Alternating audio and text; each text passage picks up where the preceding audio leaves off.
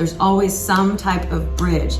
Oftentimes we have to become a better version of ourselves to get what we want. I am sure you have heard this a million times, that the trick to getting what you want is to visualize, but the missing part is you have to feel it. Well, how do you feel it? So in this video, I'm gonna show you guys exactly how to break down the steps to embody the feeling. Unlocking your desires and keeping them at the forefront of your mind is key to manifestation.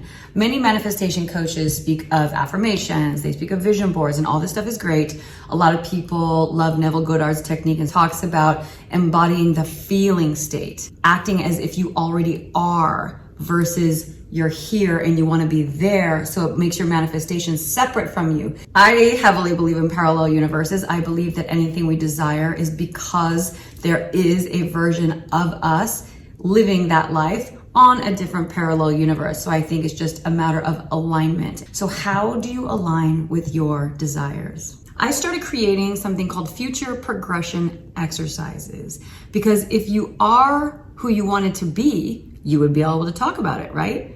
So that was my way of reverse engineering, moving from where I am to where I want to be. I started really dissecting, okay, well, if I was this person doing this, what would my day look like? A lot of people like to say, who would you hang out with? What would you wear? Maybe it's helpful for you. It wasn't really for me. Kind of what I would wear, because obviously that would change, but it was more so, what would my days look like? And that's where I started engineering and really moving my manifestations closer to me faster. How I keep my manifestation at the forefront of my mind for manifesting my dreams. I do what everyone else does, but I do more stuff. So yes, I have a vision board. It's actually sitting right here. Yes, I have an alarm on my phone that goes off every 15 minutes. I'm grateful for this, or I'm so happy to be this. It speaks as if it's already happened and I'm just showing gratitude. So that's very helpful. That's also why journaling is so powerful, because it's no longer dancing around in your mind. You are bringing that thought in to the material world. And that's the whole thing about manifesting. We want to make it material, something that we could touch, feel. So how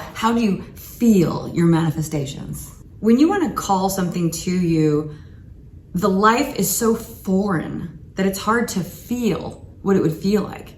It's hard to align with that. When it came to publishing, it was so foreign to me. I didn't know any of the language. So I just started Googling random things. It's the information of what that life would look like that begins to build the bridge, that begins to build out the clarity to your vision so you can really start seeing it and feeling it. And the last way that I embody the feeling is by creating an energetic charge in my body. So I've created looped affirmations for myself, which is actually part of the soul sync sessions that I sell. That's more for emotional states to get you out of anger and procrastination and sadness. But obviously I've customized my own for what I want in my manifestations.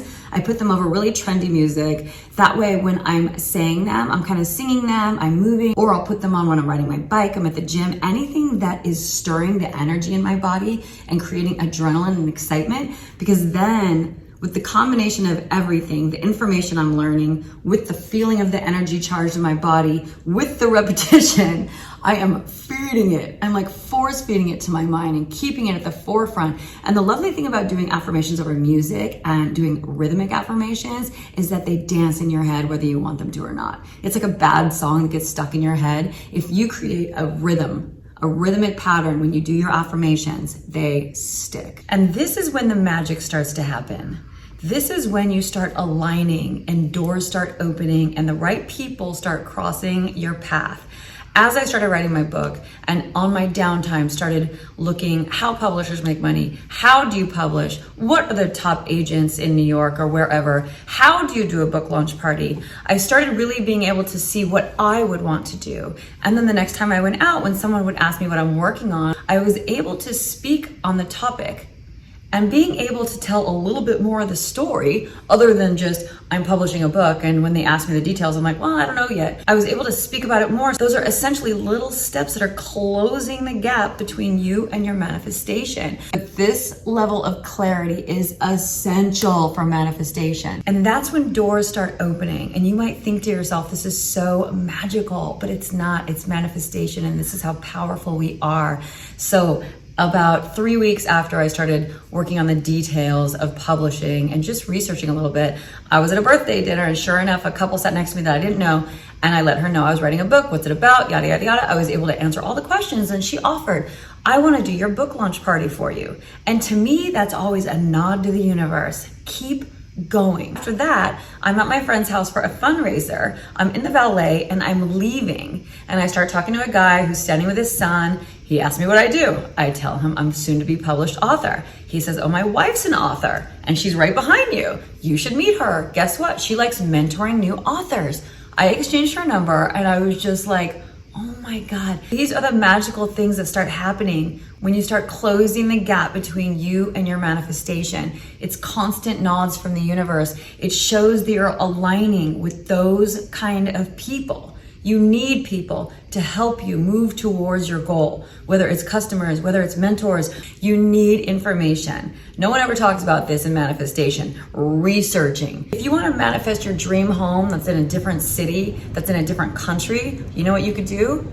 Find a home you like. Go to Realtor, whichever real estate site you use. Find one that you like. Pull up the address. Go to Google Earth. Drop yourself right into that neighborhood and walk around the streets. It could be on the other side of the world and you could do this. It allows you to be able to walk around your neighborhood and look around. Then when you start visualizing, really wanting that place, you can really see it. All right, guys, I'm Angela Jean. Hopefully that was helpful. Again, the future progression samples are in the description box below. If you want anything customized, also let me know. Contact me on my website and I will see you guys soon.